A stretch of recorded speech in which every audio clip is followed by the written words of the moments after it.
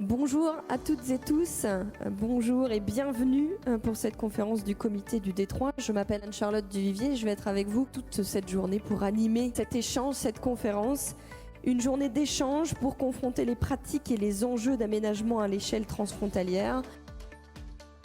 Et c'est d'ailleurs à vous, Mireille Ingré-Sereda, vice-présidente du département du Pas-de-Calais, qui revient les mots d'introduction de cette conférence. Je suis particulièrement heureuse de vous accueillir au nom de notre président Jean-Claude Leroy. Le comité du Détroit, ce sont 7 territoires qui composent donc cette entité que nous avons souhaité créer, libre d'administration notamment. À nos côtés, donc aux côtés du département du Pas-de-Calais, se trouve le Kent, se trouve le département du Nord, la Flandre occidentale, la Flandre orientale, la Zélande et la Hollande méridionale. On va tout de suite donner la parole à Dominique Lancrenon et Laurent Vigneault, tous deux présidents de la Société française des urbanistes. J'espère qu'effectivement, cette journée, elle sera fondatrice et on espère bien avec Laurent que ce soit une belle opportunité d'échange élus urbanistes justement sur ce territoire. Voilà. Je me joins à Dominique vraiment pour vous remercier chaleureusement. D'abord, on est vraiment ravis de se retrouver dans ce lieu, dans ce site, dans cette région.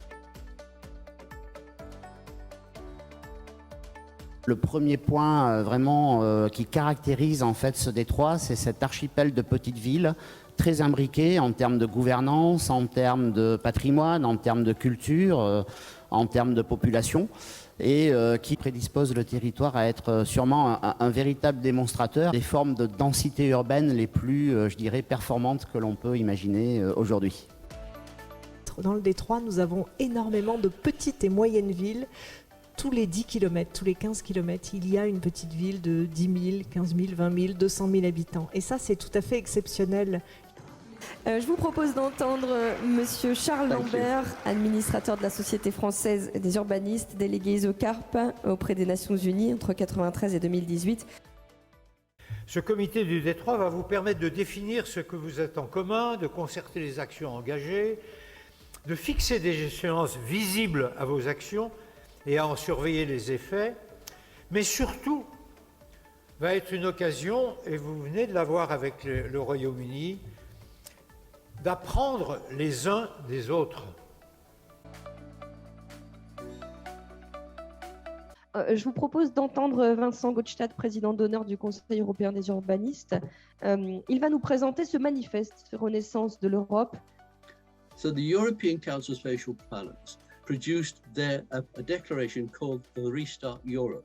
At the heart of them is actually a need to embed within our actions the principles that have been set out for some time, whether it's in the Sustainable Development Goals, the New Urban Agenda, the Paris Accord, the New Leipzig Charter, or the European Charter on Planning.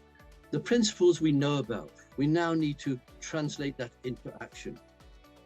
On interrogeait le rôle de l'urbaniste, interrogeons-nous sur l'importance d'en reconnaître les qualités professionnelles d'un pays à l'autre. Et je vous propose justement d'entendre Henk van der Kamp, président d'honneur du Comité européen des urbanistes. So we have developed in the European Council of Spatial Planners this concept of 8 competences. These are illustrated in the diagram and with the 8 boxes, and are listed on the right-hand side of the screen. Because we feel we can help politicians understand, and indeed the general public, by using this simple diagram to understand how planning can address the challenges that we're all facing. Thank you. Merci beaucoup, Monsieur van der Kamp.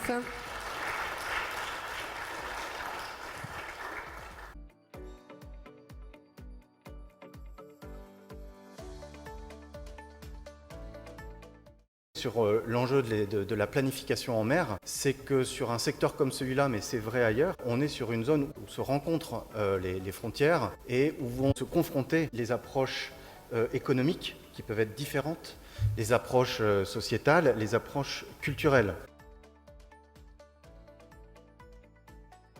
Je crois que le rôle de l'urbaniste ou de planificateur spatial, c'est plutôt d'être imaginatif, d'avoir des concepts stratégiques et intégrés et surtout créatifs. On pousse l'urbaniste vers le gestionnaire des processus et c'est tout. Mais on a besoin des gens qui ont d'humanisation et qui peuvent traduire la vision sur le territoire.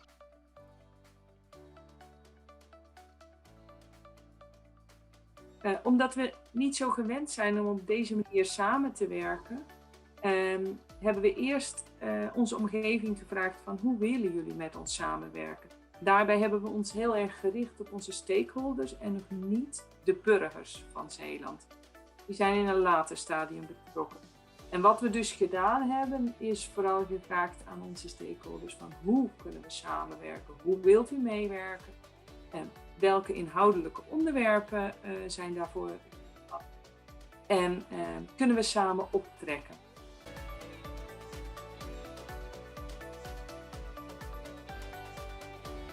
That in order to understand the complexity of port city territories, we really have to go beyond the purely logistics, transportation economics, or engineering-based approaches. We have to rethink, and particularly a territory like the Channel merits and deserves maritime imaginaries and thinking.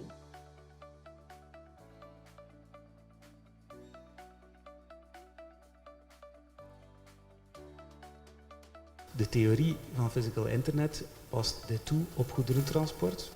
Als een verlader goederen afgeeft in het netwerk, dan zorgt het netwerk er op een automatische manier voor dat die goederen tot bij de bestemmeling komen.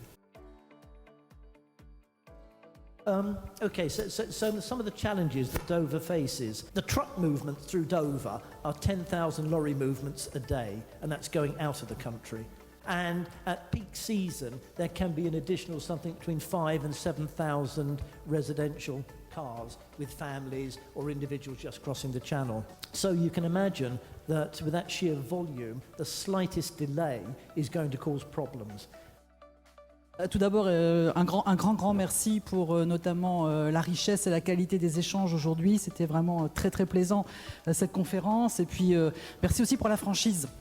Je crois que la franchise, elle nous fait avancer, et tous dans le même sens. Notamment, alors je retiens, je dirais deux points essentiels sur cette journée. C'est écrire le récit de notre territoire. J'ai trouvé ces formules vraiment très pertinentes. Oui, bien sûr qu'il faut le faire parce que c'est comme ça que le projet peut être partagé, notamment partagé par les habitants.